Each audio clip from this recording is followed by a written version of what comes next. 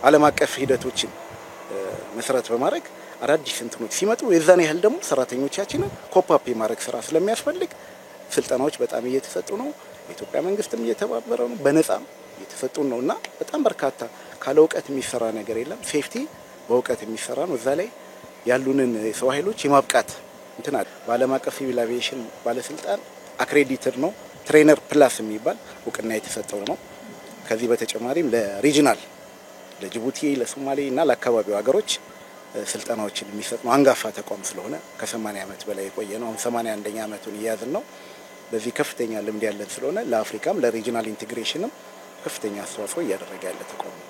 አሁን ድሬዳዋ ሲቪል አቪዬሽን የአውሮፕላን ፍሰቶችን ሰላማዊ እንዲሆን ደህንነታቸው የተጠበቀ እንዲሆን ቀን ከሌሊት በትጋት እየሰራ ነው። አገልግሎትን የምንሰጠው 24 ሰዓት ነው። እንደምታዩት አውሮፕላኖች ደህንነታቸው ተጠብቆ በየሰዓቱ ያርፋሉ እና በአጠቃላይ በቀን ከ7 እስከ 10 አውሮፕላኖችን አሳርፈን እናስነሳለን።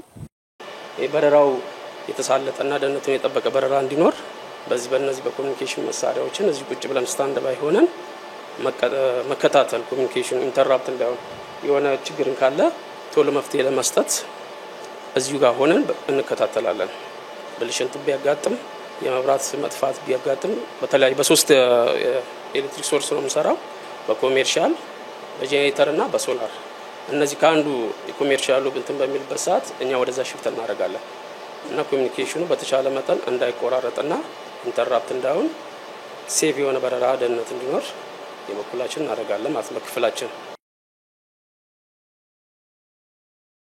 አንጋፋና ትልቅ ተቋም ነው እና የ24 ሰዓት አገልግሎት ነው የምንሰጠው። ትራንስፖርቱ የተሳለጠ እንዲሆን ምንም አይነት የኮሙኒኬሽን እንትን መቆራረጥ እንዳይሆን ትራንስፖርቱ የተሳለጠ እንዲሆን አገልግሎት በመስጠት እቃዎቹን ሜንቴናንስ ፕሪሜንቴናንስ እያደረግን ስታንድ ባይ እያደረግን ኮሙኒኬሽኖችን እየጠበቀን እያገለገልን እንገኛለን። ሀገሬን በማገልገሌ እንደ ተቋም ደግሞ ብዙ የሴት ተዋጽኦ የለም እና ጥቂት ነው ያለነው። ደስተኛ ሆኜ ነው እያገለገልኩ ያለው።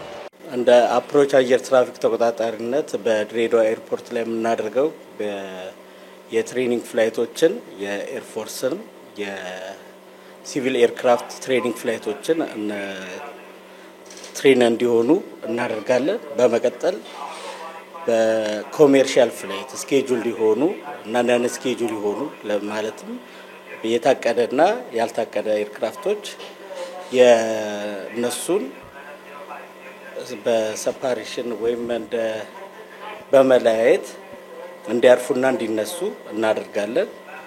እንዲሁም ከሌላ ሀገር ኢትዮጵያን አቋርጦ በድሬዳዋ በኩል የሚያልፉ ኤርክራፍቶችን የአየር ንብረትና የሰፓሬሽን ስራዎችን እንሰራለን።